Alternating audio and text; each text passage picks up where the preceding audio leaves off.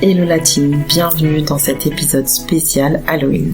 Alors aujourd'hui, on va explorer vos craintes majeures lorsqu'il est question d'investissement immobilier.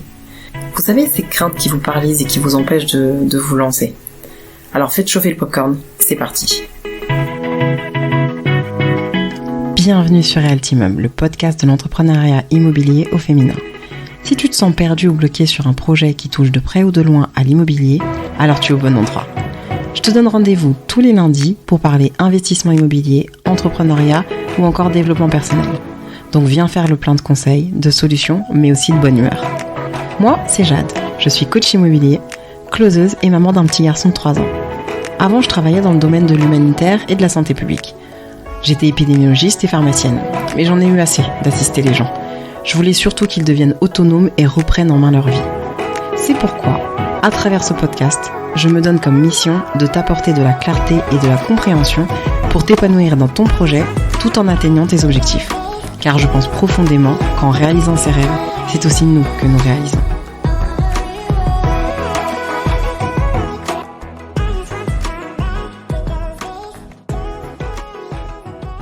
Alors d'abord, pour commencer, je vous préviens, ce sont les vacances scolaires, donc il se peut que derrière vous entendez mon fils, qui ne dort toujours pas, et qui est en train d'explorer son carnet de chant. Je sais pas comment on peut dire ça, enfin bref. Aujourd'hui, je vous ai prévu un petit tour d'horizon des pires craintes qu'on m'a décrites pendant mon activité de coaching. J'en ai choisi 3 parce que j'ai dans l'idée de tenter de relativiser un peu les choses et de vous donner quelques conseils. Avant de commencer, je vous rassure, tout le monde a peur quand il commence quelque chose de nouveau. Pour ma part, j'avais peur de jamais trouver un bien qui répond à mes critères. J'avais un objectif de rentabilité tellement élevé que je savais pas si j'allais finir par trouver. Au bout d'un moment, j'ai commencé même à me décourager. Donc c'est normal. Là où c'est compliqué, c'est quand ces peurs vous empêchent d'avancer et vous empêchent d'agir. On commence par la peur numéro 1, celle qui est au top du top, la peur des impayés et des squats. Alors, à votre décharge, les médias n'arrangent pas les choses. Ils jouent sur le sensationnel à fond, sur l'émotionnel au max, et ils vous sortent toujours les cas les plus farfelus de mamies de 70 ans à la rue parce qu'il y a des squatteurs chez elle, enfin bref, toujours les trucs les plus impactants. Mais je me suis intéressée et j'ai cherché à savoir quel était le pourcentage d'impayés aujourd'hui en France concernant les loyers. J'ai pas trouvé de chiffres nationaux. Par contre, j'ai trouvé une enquête d'Immo Direct, donc c'est une chaîne d'agences immobilières et de gestion locative, qui a recensé dans son parc locatif toutes les relances pour impayés, à J1, J5, etc. jusqu'à J30. Je me suis concentrée sur les J+30 parce que ce sont vraiment des impayés, mais genre, ça commence à puer quoi. Alors, ça représente en France métropolitaine, donc c'est des chiffres qui datent de mars 2023, entre 3 et 4%, qu'on soit en Île-de-France ou en région. Donc ça ne dépasse pas les 4%. Donc j'espère que ce chiffre va vous aider à relativiser les problématiques d'impayés. À côté de ça, il y a quand même des moyens de les éviter. Le premier point, c'est avant le bail, avant même la signature du bail. D'abord, sélectionnez rigoureusement son locataire. Ça veut dire quoi ? Vérifier sa solvabilité, via ses fiches de paye, via son avis d'imposition, bref. Tous les documents qui vont prouver ses revenus. Ces documents sont vérifiables, notamment l'avis d'imposition. On peut aller sur le site Verifavis 2. Ça vous permet de vérifier la véracité d'un avis d'imposition via le numéro fiscal et la référence de l'avis d'imposition. Et puis pour les fiches de paye ou les contrats, n'hésitez pas tout simplement à appeler les entreprises quand vous pouvez. Un autre élément, c'est le garant. Alors, de la même façon que vous devez vérifier la solvabilité du locataire, vous devez faire pareil avec le garant. Et puis, faire attention à qui est le garant pour le locataire. Est-ce que c'est un proche ? Est-ce que c'est un parent proche, éloigné ? Bref. Plus ça va être un parent proche, plus on a des chances que le locataire fasse pas n'importe quoi. Ensuite, tout simplement, fiez-vous à votre instinct. Un locataire qui présente bien, c'est déjà un meilleur point qu'un locataire qui vient en tongs et qui pue le cannabis.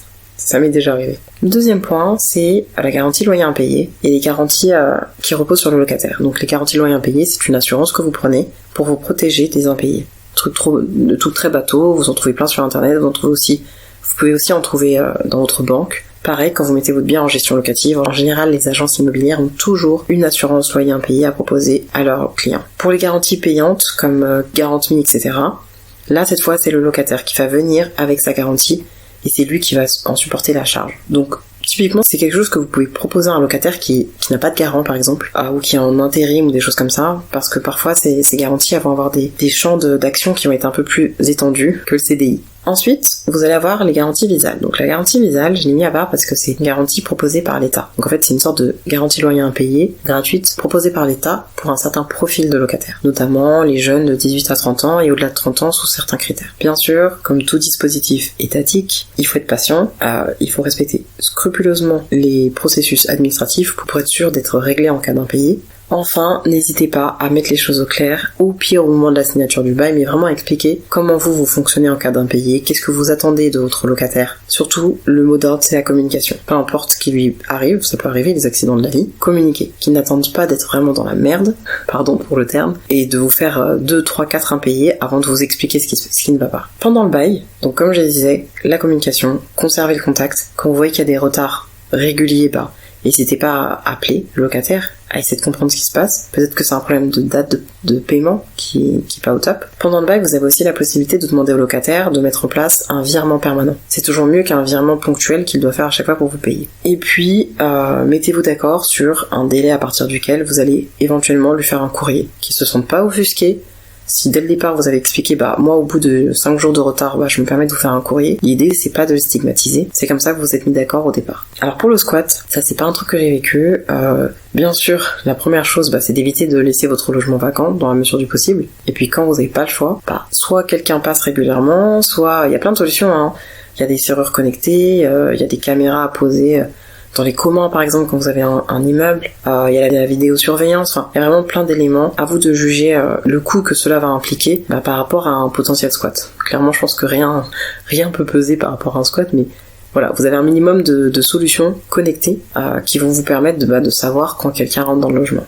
Sur la deuxième marche du podium, on a la peur d'acheter au mauvais endroit, qui est très fortement reliée à la peur de ne pas trouver de locataire. J'ai une apprenante qui radote un peu là-dessus.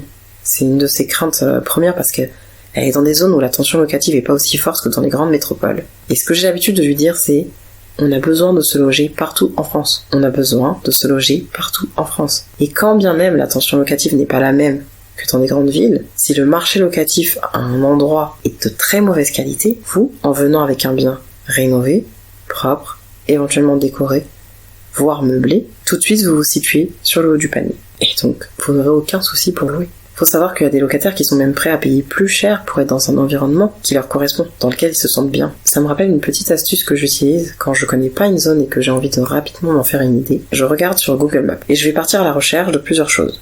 D'abord, les institutions. Quand je parle d'institutions, c'est vraiment au sens large, ça va être les casernes de gendarmerie, de pompiers, de militaires, le centre des impôts, des lycées professionnels, bref, toutes ces institutions qui vont représenter des postes de fonctionnaires. Ensuite, je vais regarder les entreprises, comme les centrales nucléaires, les usines, les zones d'activité, quel genre d'entreprise on a autour en fait.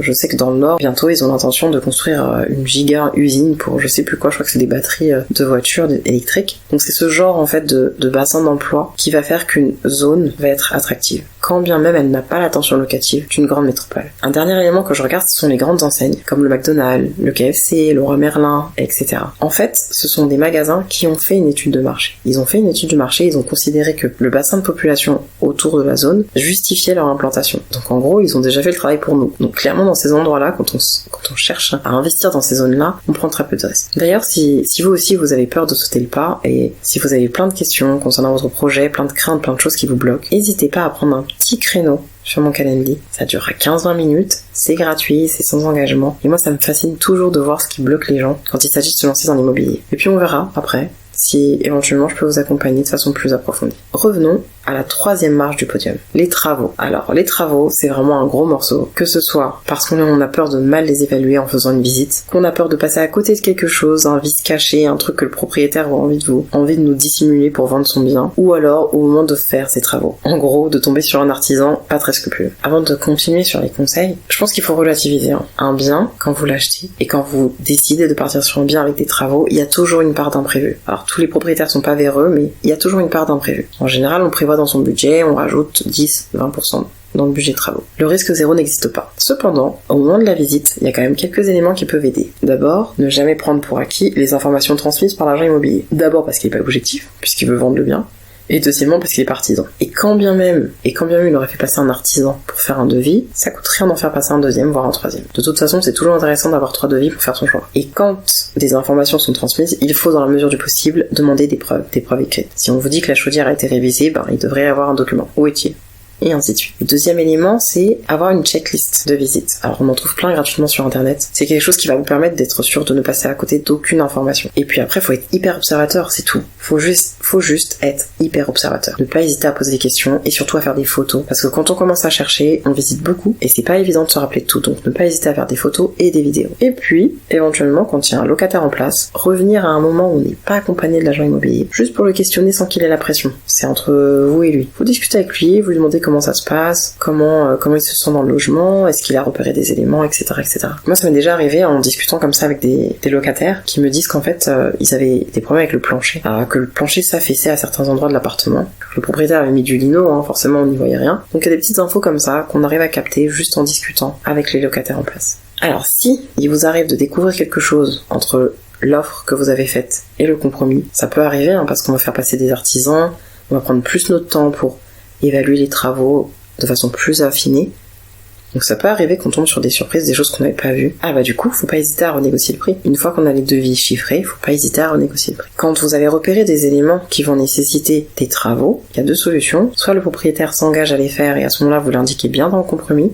Et c'est des éléments que vous allez devoir vérifier avant la signature de l'acte authentique. Soit vous prenez sur vous de faire les travaux. Et à ce moment-là, encore une fois, il y a toujours moyen de moyenner, il y a toujours moyen de négocier. Et quand c'est un élément qui concerne le gros œuvre, donc la toiture, la structure du bâtiment, des fissures par exemple, n'hésitez pas à faire passer un expert. Même si ça vous coûte de l'argent, ça vous coûtera jamais autant que de vous retrouver avec un bien pour lequel vous avez des travaux de gros œuvres à faire et que vous n'avez pas prévu. Dans ce cas-là, le mieux c'est de faire passer des artisans pour mesurer l'étendue des travaux à faire, s'il y en a.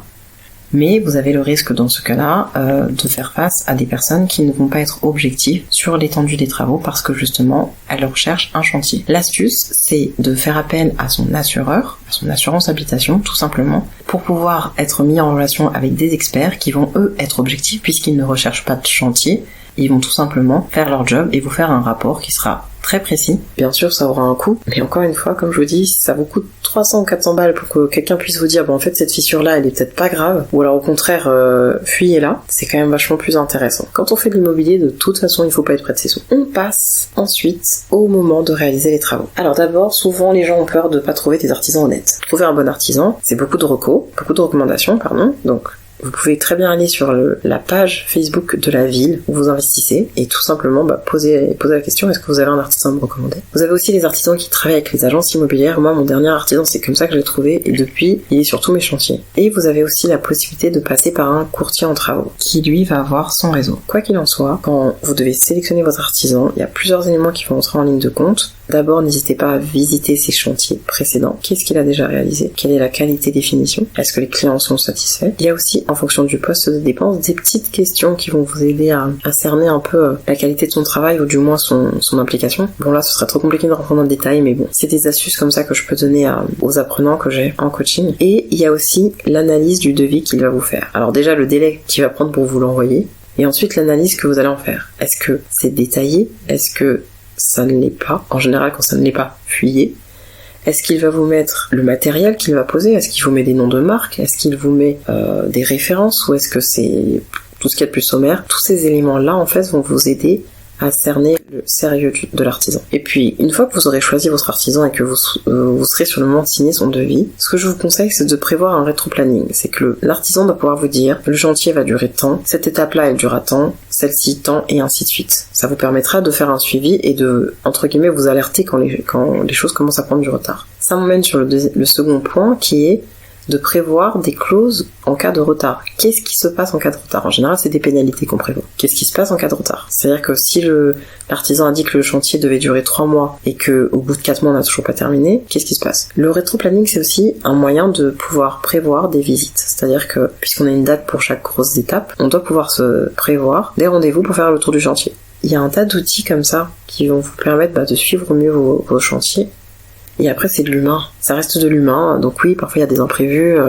J'ai une amie qui a eu un imprévu parce que son artisan était en train de perdre son chien. Bon, jusqu'à maintenant, on n'arrive pas à savoir si c'est un mytho. Mais bon, en tout cas, voilà. C'est des accidents de la vie, c'est des choses qui peuvent arriver. Moi, je me rappelle, le dernier artisan avec lequel je travaille, lui, il avait perdu sa belle-mère. Donc, bon, à ce moment-là, bah oui, le chantier prend 15 jours de retard, et malheureusement on peut pas trop réagir, on peut pas y faire grand chose. Et le dernier point qui est vraiment important, c'est les différents montants qui vont être versés aux différents moments du chantier. C'est impératif de ne jamais tout payer avant la fin du chantier et surtout de conserver un petit pourcentage, un truc qui sera versé à la réception du chantier. Parce qu'à ce moment-là, vous aurez la possibilité de vous assurer que tout va bien et que s'il y a des choses qui ne vont pas, l'artisan a tout intérêt à les régler rapidement pour terminer le chantier et avoir la fin de son paiement. Alors pour vous donner vraiment une petite anecdote, parce que nous sur notre premier immeuble, alors la gestion de l'artisan c'est un cauchemar. Alors déjà on a fait plein d'erreurs. La première c'est qu'on a pris l'artisan du vendeur, parce que le vendeur était un investisseur, il avait l'habitude de bosser avec lui, donc on s'est dit bah ok on le prend. Parce qu'il nous avait fait un devis défiant toute concurrence. Ah oui, se méfier des devis défiant toute concurrence parce que souvent ça cache des choses. Donc on avait eu un super devis, l'artisan avait l'air super sympa, etc. Mais la deuxième erreur qu'on a fait, c'est que il y a des éléments du devis qu'on s'est dit bah on va les prendre pour nous. Sauf que c'était exactement les lignes que l'artisan avait gonflées pour rentrer un peu dans ses fins. Sauf qu'il a pas osé nous le dire. Donc sur le moment il a accepté. Ce qui fait qu'à la fin, bah sur notre chantier il gagnait plus d'argent. Alors déjà nous on a pris du retard parce qu'on a pensé qu'on pouvait s'occuper de la peinture, sauf qu'il y avait de la toile de verre, sauf que, enfin bref, je vous passe les détails. Ça a pris des lustres. Lui ça l'a décalé déjà son chantier, donc ça fait que le chantier déjà avait pris du retard, et à la fin, vu qu'il ne rentrait plus dans ses fonds, bah il préfère aller bosser ailleurs. Donc en fait t'as un chantier qui devait durer, je crois 3 mois, 2 mois ou 3 mois, et il en a duré 6. Et encore à la fin, il fallait poursuivre l'artisan pour qu'il vienne finaliser les choses. Chose qu'il a finalisé par-dessus le bord, vraiment par-dessus le bord. Donc au final, on n'a même pas fait de réception de chantier à proprement parler. Donc c'était vraiment une catastrophe, cette gestion de travaux. Donc c'est pour vous dire vraiment relativiser. Après on s'en est sorti, hein, on n'est pas mort, hein. Mais cette partie de travaux, personnellement moi, au sorti de ça, je me suis formée parce que ça m'a saoulée en fait. Je me suis dit mais je sais que les bonnes affaires elles sont là où il y a les travaux, mais je me sentais clairement pas de revivre cette situation. Donc moi j'ai pris les choses après le corps, je me suis de nouveau formée. Voilà, mais on a fait le tour des 3 plus grandes peurs des investisseurs. J'espère que cet épisode vous aura aidé à relativiser un peu les choses. Donc comme je vous disais, moi pour la partie travaux, j'ai fini par me former. Rien ne vous empêche de faire pareil s'il y a vraiment un élément qui vous coince, qui vous perturbe. Trouvez une méthode, trouvez quelque chose qui va vous rassurer. Par exemple, sur l'étude de marché, il y a plein de méthodes différentes. Là, je vous ai montré la méthode un peu rapide de Google, mais il y en a qui font une étude approfondie du marché locatif pendant plusieurs jours. Il y en a qui vont aller regarder les chiffres de l'INSEE pour voir quel est le dynamisme de la ville. Enfin, à ce stade-là, j'ai envie de dire, trouvez la méthode qui vous convient et qui vous convainc aussi. C'est vraiment la chose la plus importante. C'est de trouver la méthode qui nous parle, en fait. Et qui va vraiment nous rassurer et nous faire dire, ok, si j'utilise cette méthode-là, cette peur-là, je la mets sous le tapis. Voilà, j'ai plus qu'à vous remercier d'avoir passé ce petit moment avec moi. Donc n'hésitez pas à noter l'épisode, à vous abonner au podcast s'il vous a plu. Vous pouvez aussi m'envoyer vos commentaires et vos messages, vos questions via les réseaux sociaux, sur Insta ou Facebook, ou par mail à contact.realtimum@gmail.com. Et je n'ai plus qu'à vous souhaiter une très douce semaine. Courage pour les parents qui sont encore en vacances scolaires, et je vous dis à très vite sur Realtimum.